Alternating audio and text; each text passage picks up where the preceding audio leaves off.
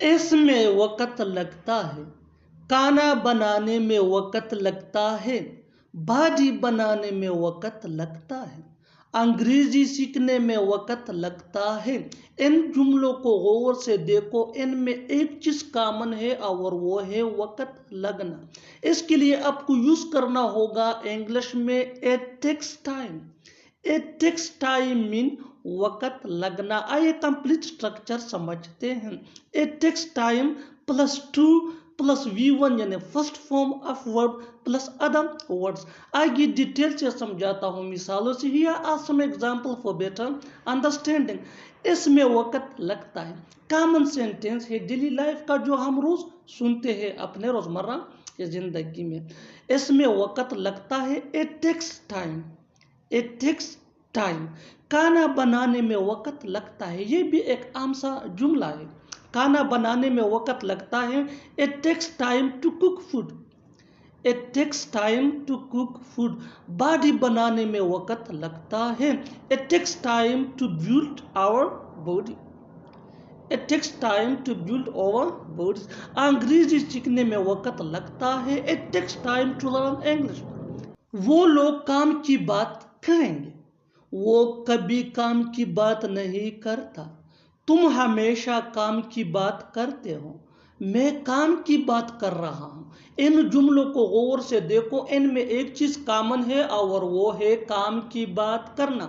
اس کے لیے آپ کو یوز کرنا ہوگا انگلش میں talk on point. Talk on point main کام کی بات کرنا۔ آئیے کمپلیٹ سٹرکچر سمجھتے ہیں۔ Subject plus helping verb plus talk on point. آگے ڈیٹیل سے سمجھاتا ہوں مثالوں سے۔ Here are some examples for better understanding۔ وہ لوگ کام کی بات کریں گے، بالکل کامن سا سینٹینس ہے our daily life کا۔ They will talk on point۔ they will talk on point۔ وہ کبھی کام کی بات نہیں کرتا۔ He never talks on point۔ he never talks on point۔ تم ہمیشہ کام کی بات کرتے ہو you always talk on point۔ you always talk on point۔ میں کام کی بات کر رہا ہوں I am talking on point۔ تم نہیں سمجھاؤ گے تو اور کون سمجھائے گا؟ وہ ہماری مدد نہیں کرے گا تو اور کون کرے گا؟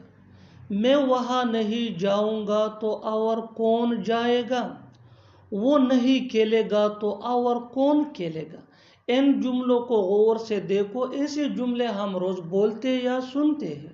ان جملوں کے لیے انگلش کا یہ سٹرکچر یوز ہوتا ہے if plus subject plus helping verb plus not plus V1 یعنی first form of verb plus comma plus who else plus will۔ آگے ڈیٹیل سے سمجھاتا ہوں مثالوں سے۔ Here are some examples for better understanding۔ تم نہیں سمجھاؤ گے تو اور کون سمجھائے گا؟ ڈیلی لائف کا کامن سینٹینس ہے جو ہم روز بولتے یا سنتے ہیں۔ If you don't explain me, who else will؟ If you don't explain me, who else will؟ وہ ہماری مدد نہیں کرے گا تو کون کرے گا؟ If he does not help us, who else will؟ If he does not help us, who else will؟ میں وہاں نہیں جاؤں گا تو اور کون جائے گا؟ If I do not go there, who else will؟